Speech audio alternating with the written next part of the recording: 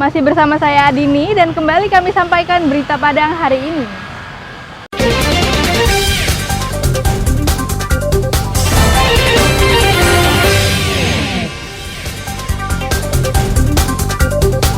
Ditinggal sebentar ke toilet, masyarakat sikat telepon genggam dan uang tunai majikannya.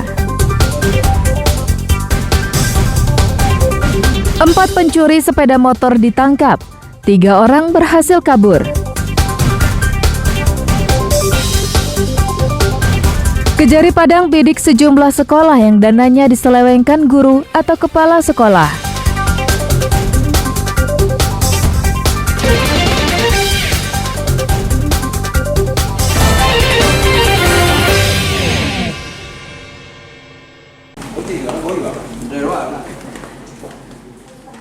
Tujuh dari 10 terpidana kasus ganti rugi tanah jalan tol di Parit Palintang, Kabupaten Padang Pariaman, dieksekusi pihak Kejaksaan Negeri Pariaman Selasa siang. Sebelum ditahan, mereka diperiksa kesehatannya oleh petugas medis sebelum meninggalkan kantor Kejaksaan Negeri Pariaman. Ketujuh orang penerima ganti rugi, Buyung Kene, Kaidir, Nazarudin, Raymond Fernandes, Sadri Yuliansah, Samsul Bahri, dan Amir Hosen diantar keluarganya. Suasana haru dan isak tangis tak tertahankan saat melepas keberangkatan mereka ke Lembaga Pemasyarakatan Pariaman. 13 orang yang dinyatakan bebas dalam vonis Hakim Tipikor Padang sebelumnya akhirnya kembali dinyatakan bersalah oleh Mahkamah Agung setelah upaya kasasi dilakukan Kejaksaan. Kejaksaan sudah menerima salinan untuk 10 terpidana. 3 orang dari Badan Pertanahan, yakni Jumadi, Upi Suryati, dan Riki Novaldi, telah dieksekusi sebelumnya oleh Kejati Sumatera Barat.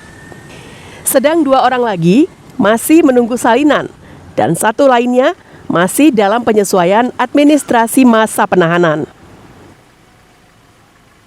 Di seluruh petikan putusan yang kita terima, alhamdulillah pada hari ini sudah kita eksekusi semuanya. Itu terdiri dari 3 orang dari pihak BPN,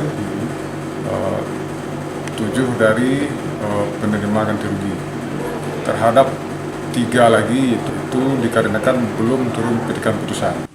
Salah seorang pengacara terpidana mengatakan tidak menerima keputusan eksekusi ini karena cacat hukum dan akan melakukan peninjauan kembali. Ya, karena kemarin juga saya sempat sampaikan kepada Kasih Pidum Pak Yandi tadi, saya mengatakan bahwa kami menolak untuk melaksanakan eksekusinya. Kenapa? Ya karena rilis pemberitahuan maupun petikan putusan itu belum diterima. Nah ternyata ada hal lain. Jadi ke depan kami tetap akan melakukan upaya hukum yang namanya PK. Dan sekarang kami sudah mengantung bukti baru. Eksekusi yang dilakukan Kejaksaan Negeri Pariaman merupakan bukti jika pemerintah serius menangani korupsi. Eki Rafki melaporkan dari Pariaman. Lima peso.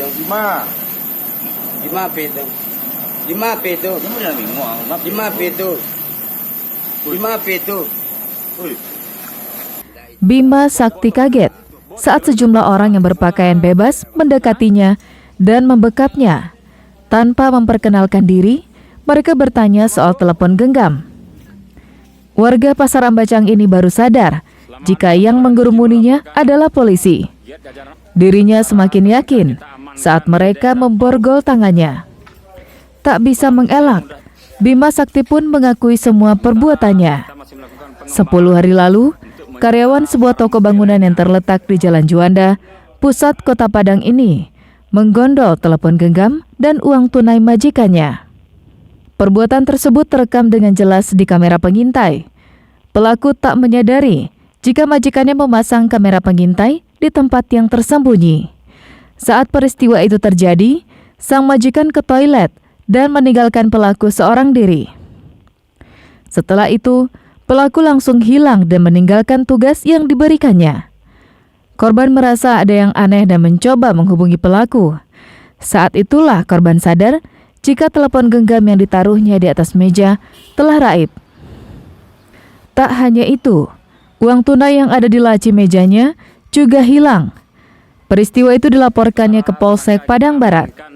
Setelah menyelidiki rekaman kamera pengintai itu dengan seksama, polisi menangkap Bima Sakti di daerah Pasar Ambacang, tak jauh dari rumahnya pada Minggu malam.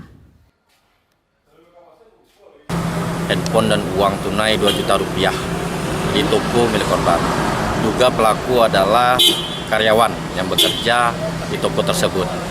Setelah kita cek ke TKP, dari hasil pemeriksaan, kita lihat CCTV, ada indikasi identitas pelaku yang merupakan karyawan korban yang setelah melakukan pencurian, beliau tidak masuk lagi ke toko tersebut, kabur. Kita lakukan penyelidikan, pengejaran, alhamdulillah berhasil kita tangkap di Pasar Ambancang. Kasus ini menjadi pelajaran bagi para majikan agar jangan lengah, karena kejahatan bisa terjadi saat pelaku memiliki kesempatan. Saat ini tersangka sudah ditahan di sel Polsek Padang Barat. Tersangka melanggar pasal 363 tentang pencurian dengan ancaman hukuman 5 tahun penjara. Robiha melaporkan dari Padang.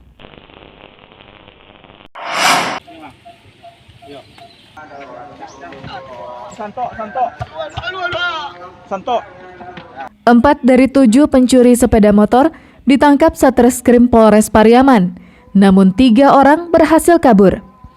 2 diantaranya ditangkap di daerah Nareh, Kota Pariaman. Sepak terjang mereka sangat meresahkan karena sering beraksi di tempat keramaian maupun di rumah warga. Modus yang dilakukan pelaku adalah dengan mematahkan setang motor, lalu mendorongnya dengan kendaraan lain. Setelah dianggap aman, sepeda motor dihidupkannya dengan menyambung kabel kontak. Polisi menyita 8 sepeda motor yang seluruhnya dicuri di wilayah hukum Polres Pariaman. Selain memburu 3 pelaku lainnya, polisi masih mengembangkan jaringan curanmor ini. Dengan modus patah stang. Setelah dapat sepeda motor tersebut, patahkan setang, kemudian setang motor tersebut digeret. Kemudian kawan yang lain datang dari belakang untuk mendorongnya. Setelah agak sepi, baru dibongkar untuk pakai kabel supaya motor tersebut hidup. Keempat tersangka dijerat pasal 363 tentang pencurian dengan ancaman hukuman 7 tahun penjara. Eki Rafki melaporkan dari Pariaman.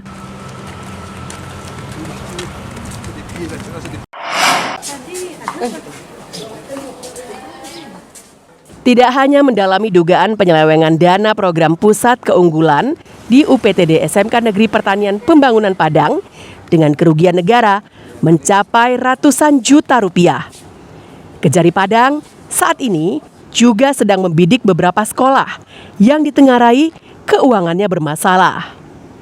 Saat ini, tim intelijen Kejari Padang masih mengumpulkan bahan dan keterangan di lapangan. Setelah dirasa cukup, langkah selanjutnya akan dipanggil saksi-saksi. Hal itu diungkapkan Kasih Intelijen Kejari Padang Selasa.